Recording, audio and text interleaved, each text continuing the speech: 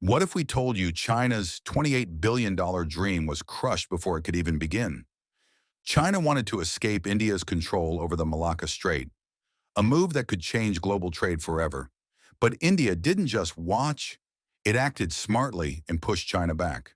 With sharp strategy and silent diplomacy, India showed its strength and stopped this massive plan in its tracks. This wasn't just politics. It was a battle for power, influence, and the future of Asia. Stay with this until the very end, because what India pulled off here is nothing short of extraordinary. And if you haven't subscribed yet, please do. Most people watching this channel are not subscribed. Don't miss out. To understand what is happening today, you have to go back to the year 2010. Something shifted in China around that time. The economy was booming, the military was expanding, ports were being built across Asia, Africa, and beyond. Beijing had pumped trillions into infrastructure projects. Chinese ships were sailing to every corner of the globe. Chinese factories were feeding the world. And so, China began to carry itself differently. There was a new swagger, a new confidence, a new belief that the rules of the world, rules that had been written by the West, were about to be rewritten by China. The Belt and Road Initiative was announced. It was breathtaking in its ambition. Roads, railways, ports, pipelines, connecting China to Europe, to Africa, to South Asia, to Southeast Asia. Billions of dollars flowing out of Beijing. Countries lining up to receive Chinese investment. A new Silk Road for the modern age. Beijing genuinely believed it was the undisputed king of Asia, and in many ways, on paper at least, it looked the part. But there was a problem, a massive, embarrassing, existential problem that no amount of money or military muscle could simply solve. And that problem had a name, the Malacca Strait. Picture this. You are the most powerful economy in Asia. Your factories are running at full capacity. Your industries are consuming oil at a staggering rate, over 10 million barrels every single day. Your ships are carrying goods worth trillions of dollars to buyers all over the world. And almost all of it, has to pass through one single narrow corridor of water. The Malacca Strait is one of the most critical waterways on the planet. Every year, more than 80,000 vessels pass through it. That is more than 200 ships every single day. The trade moving through this strait is valued at somewhere between $3 and $5 trillion annually. It accounts for somewhere between a quarter and 40% of all global maritime trade. For China, the numbers are even more dramatic. Around 80% of all the crude oil that China imports travels through the Malacca Strait. Two-thirds of all Chinese maritime trade depends on it. If that strait were ever blocked, if a hostile navy ever controlled access to it, China's economy would begin to suffocate within days. And here is the part that Beijing found most unbearable. India sits at the western entrance of the Indian Ocean, perfectly positioned to monitor everything that moves through the waters approaching Malacca. India's Andaman and Nicobar Islands chain stretches down like a long finger, pointing directly toward the strait. The Indian Navy patrols these waters. Indian sensors and surveillance systems watch every vessel that passes. And the United States, India's increasingly close partner, commands significant naval presence in the broader region. From Beijing's perspective, this was not just inconvenient, it was humiliating. The world's second largest economy, the self-proclaimed King of Asia, was entirely dependent on a narrow corridor that a rival power could, in theory, help shut down in a moment of crisis. China called this the Malacca Dilemma, and it kept Chinese strategists awake at night, so they came up with a plan. The idea was not new. That is what makes this story so fascinating and so deeply human. The first recorded proposal to cut a canal through the narrowest point of southern Thailand, the Kra Isthmus, came in the 17th century. A Thai king looked at that narrow strip of land, just 40 to 50 kilometers wide at its thinnest point, separating the Andaman Sea on the west from the Gulf of Thailand on the east, and thought, what if?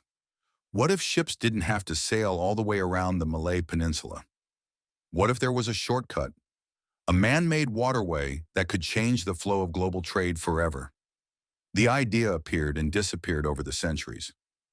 It was raised by colonial powers who saw its strategic value. It was discussed by regional governments who saw its economic potential, but nothing ever happened. The engineering was too complex, the politics were too sensitive, the money was too hard to find. And then, in the 21st century, China arrived. After 2010, as China's maritime ambitions grew and its frustration with the Malacca dilemma deepened, Beijing looked at the Kra Isthmus with new eyes. This was the answer. This was the escape route. This was the key to breaking free from India's geographic grip on Chinese maritime trade.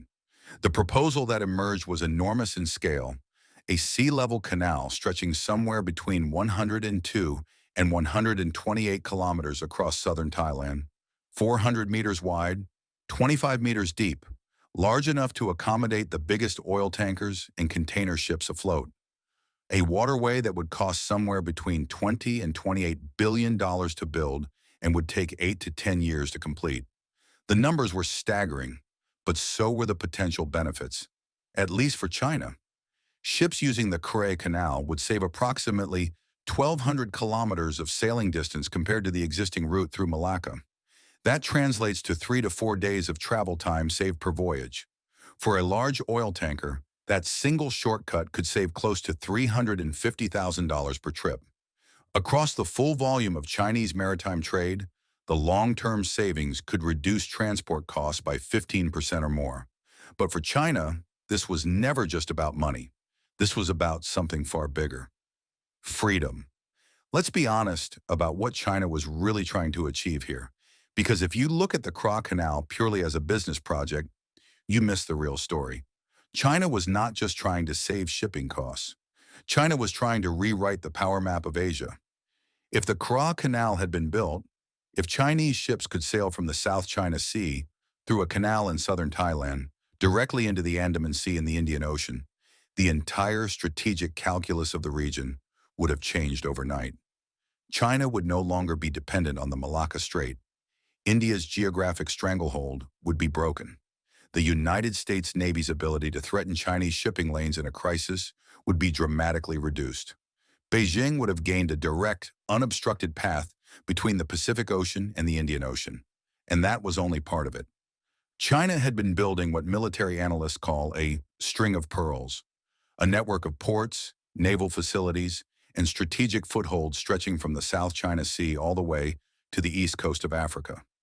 Ports in Pakistan, facilities in Sri Lanka, infrastructure in Myanmar, a military base in Djibouti, each one a pearl on a string that gave the Chinese Navy potential staging points across the Indian Ocean. A Kra Canal would have connected those pearls more efficiently than anything else could. Chinese warships could have moved between the Pacific and Indian Oceans without the vulnerability of the Malacca chokepoint. The string of pearls would have become a noose, not around China's neck, but potentially around India's. In 2015, a Chinese-Thai company signed a memorandum of understanding in the Chinese city of Guangzhou to formally advance the canal project. China was ready to pour billions into it. The machinery was warming up. The dream was, it seemed, finally within reach. And then India moved. There is something deeply admirable about the way India responded to China's Kra Canal ambitions. Because India did not panic. India did not make threats. India did not rattle its sabers or issue dramatic public statements. India simply got to work. When China began pushing the Kra Canal project seriously around 2015, Indian officials recognized immediately what was at stake. This was not a Thai infrastructure project. This was a Chinese strategic operation disguised as a Thai infrastructure project. And if it succeeded, India's most powerful geographic advantage, its position controlling access to the Indian Ocean, would be permanently weakened. Indian diplomats began making quiet visits to Bangkok. Defense experts held private conversations with their Thai counterparts.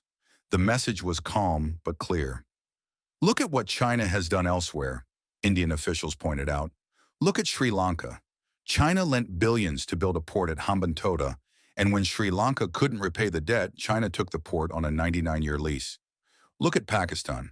Chinese infrastructure investment has come bundled with conditions that have given Beijing enormous leverage over Islamabad's foreign policy. Do you want that for Thailand? This is what analysts call debt trap diplomacy. You borrow the money, you can't repay it. And suddenly a foreign power has a strategic foothold inside your borders that you never truly consented to. India raised these concerns directly with Thai leaders.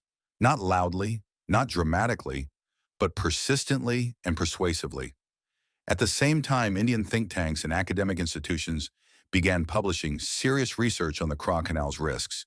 Reports highlighted the potential for the project to destabilize Thailand's already restless southern provinces, a region with a long history of separatist tension. The canal route would pass directly through this sensitive area. The security implications alone were deeply troubling. Other regional voices began to join the chorus of concern. Singapore and Malaysia, whose economies benefit enormously from the shipping traffic that currently flows through Malacca and their ports, made clear that they opposed a project that would divert that traffic elsewhere. These were not trivial objections. Singapore is one of the world's busiest ports and a critical hub of Southeast Asian trade. The human cost of the project was also coming into focus. Building a canal across southern Thailand would displace around 60,000 people. It would tear through ecosystems that local fishing and farming communities had depended on for generations. The environmental damage would be significant and lasting. And so from multiple directions at once, Indian diplomacy, regional economics, domestic politics, environmental concerns, and the very real fear of becoming financially indebted to a Chinese lending machine, Thailand's enthusiasm for the Chinese-funded Kra Canal began to cool. But India was not working alone. And this is the part of the story that deserves far more attention than it typically receives. One of the most significant strategic developments of the early 21st century has been the gradual but unmistakable deepening of cooperation between India, the United States, Japan, and Australia, a grouping known as the Quad. The Quad was not designed with the Kra Canal specifically in mind, but it represented something broader and more important, a shared recognition among four major democracies that China's expanding power and ambitions in the Indo-Pacific required a coordinated response. India worked quietly within this framework to maintain diplomatic pressure on Thailand.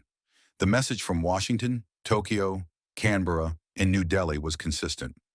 A Chinese-controlled or Chinese-funded canal through southern Thailand would alter the regional balance of power in ways that were not in anyone's interest, except Beijing's.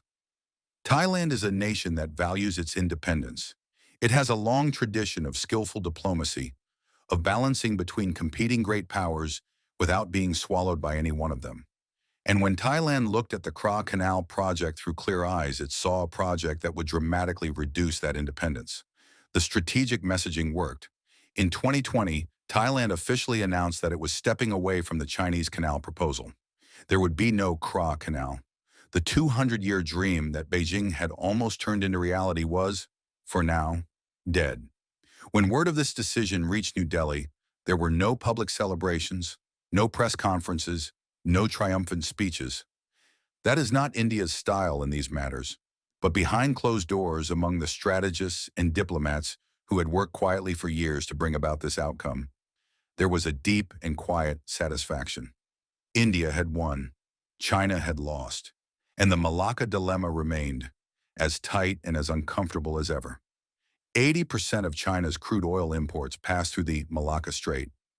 Every barrel of oil that powers Chinese factories, Chinese cars, Chinese military vehicles, Chinese ships, 80 out of every 100 barrels of imported crude oil has to travel through that narrow corridor of water.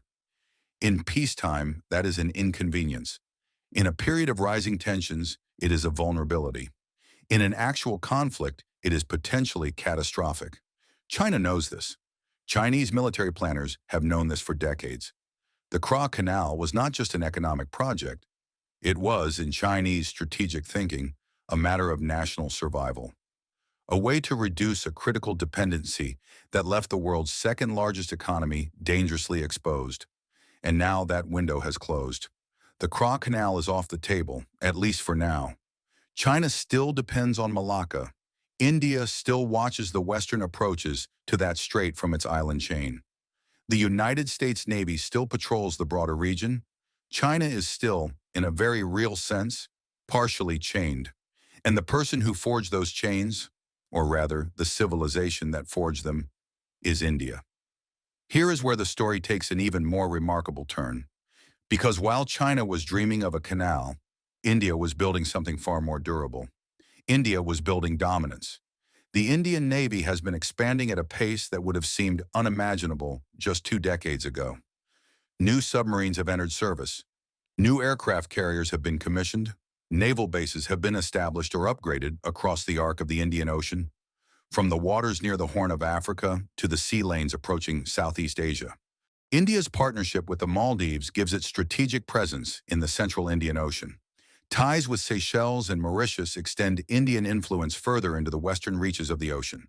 Cooperation agreements with African nations along the Indian Ocean coast have deepened. India is no longer just a South Asian power with Indian Ocean ambitions.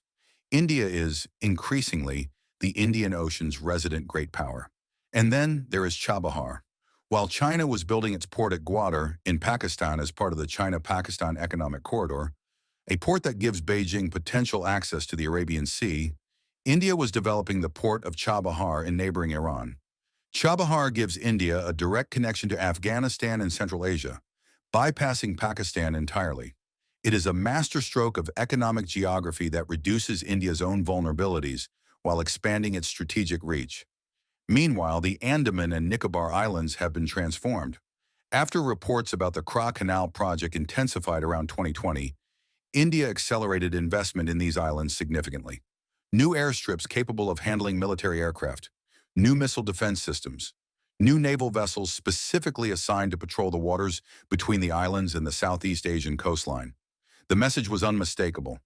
Even if a canal through southern Thailand were somehow built in the future, India would still be watching. India would still be positioned to monitor every vessel moving from the South China Sea toward the Indian Ocean. The geographic advantage that the Andaman Island chain provides is not something that can be wished away by digging a ditch through southern Thailand. India has turned a geographic inheritance into a carefully constructed system of strategic power, and it has done so with a patience and a consistency that speaks to a long-term vision that goes far beyond the typical political cycle. When Thailand walked away from the Chinese Canal project, it did not walk away from development. Instead, it chose a different path. Rather than a canal, which would have created a new maritime route across southern Thailand, Bangkok announced plans for a landbridge project, a system of roads and rail connections linking ports on both sides of the Thai peninsula, allowing cargo to be unloaded on one coast, transported overland, and reloaded onto ships on the other coast. This is a fundamentally different model from what China wanted. A land bridge is not a waterway. It cannot accommodate the largest oil tankers. It cannot allow the Chinese Navy to move warships from one ocean to another. It is a cargo transit facility, not a strategic military corridor. And crucially, it is open to everyone. Indian companies can invest in it. Japanese companies can invest in it. American companies can invest in it. The land bridge does not give any single country disproportionate control or strategic advantage. This was exactly the outcome India and its Quad partners had been hoping for. Not the destruction of regional development, but the direction of that development toward inclusive, balanced infrastructure that does not tip the scales in any one power's favor. Thailand's choice was, in the end, a choice for balance, a choice for sovereignty, a choice to remain independent in a world where two giants are constantly trying to pull smaller nations into their orbits. And it was India's patient, persistent, sophisticated diplomacy that helped make that choice possible. Sometimes in all the talk of straits and canals and military bases and bilateral agreements, it is easy to forget that there are human beings at the center of all this. Think about the 60,000 people in southern Thailand who would have been displaced if the Kra Canal had been built. Families uprooted from land their grandparents farmed, fishing communities separated from the waters they had worked for generations, villages erased from the map to make room for a waterway that would primarily benefit a foreign power's strategic ambitions. Think about the fishermen along Thailand's southern coast whose livelihoods would have been disrupted by the construction and operation of a massive industrial canal cutting through their territory. Think about the communities in Sri Lanka who watched their country's port at Hambantota handed over to Chinese control when the debt became unpayable. Think about the lesson that taught every smaller nation in the region about what Chinese infrastructure investment can sometimes really mean. India's opposition to the Kra Canal was rooted in strategic self-interest, yes, but it was also aligned, by fortunate coincidence, with the genuine interests of the people most directly affected by the project. The farmers who would have lost their land, the fishermen who would have lost their waters, the communities in southern Thailand's restless provinces who would have lived alongside a massive Chinese infrastructure project in an already tense and fragile region. When India argued against the canal, it was arguing for something that happened to be true, that this project, dressed up in the language of development and connectivity, would have created more problems than it solved for the people living closest to it. That alignment between strategic interest and human interest is one of the things that makes India's case in this story genuinely compelling, not just as a matter of national advantage, but as a matter of what was actually right. China's string of pearls strategy is one of the most ambitious geopolitical plans of modern times. By building ports and strategic bases across the Indian Ocean, from Gwadar in Pakistan to Hambantota in Sri Lanka, and even a military base in Djibouti, China aimed to secure its trade routes and expand its naval reach. But there was one major weakness in this plan: the Malacca Strait. This narrow sea route remains a choke point that China cannot avoid. To solve this, China pushed for the Kra Canal in Thailand, a project that could have completely changed global trade and allowed Chinese ships to bypass Indian-controlled waters. But that dream never became reality. India, using smart diplomacy, strong alliances, and long-term strategy, ensured that the canal never materialized. Instead of direct conflict, India played a patient game, building trust across Southeast Asia, strengthening partnerships, and quietly influencing decisions. The lesson here is powerful. Geography and strategy matter more than raw power. China's economic strength and military expansion could not overcome the natural advantage India holds in the Indian Ocean. Meanwhile, India has built a more sustainable approach, focused on partnerships, trust, and balance rather than control. Today, India stands stronger than ever. Once underestimated, it is now a major global power with growing influence across the Indian Ocean. Its vision is not domination, but stability, ensuring free and open trade routes while preventing any single power from taking control.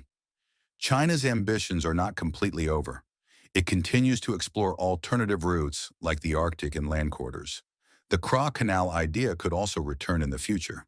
But for now, the dream is wounded, and India remains firmly in control of the region's strategic balance. This story is not just about India and China. It is about the future of global trade and power. The Indian Ocean is becoming the center of world strategy, and India is in its strongest position yet to shape what comes next. If you enjoyed this video and want to see more powerful stories about India's rise and its role on the global stage, make sure to subscribe to the channel. Your support helps us bring you more content like this. Comment below and tell us what you'd like to see next. We truly value your thoughts. And if you believe more people should know how India is shaping the world, don't forget to share this video.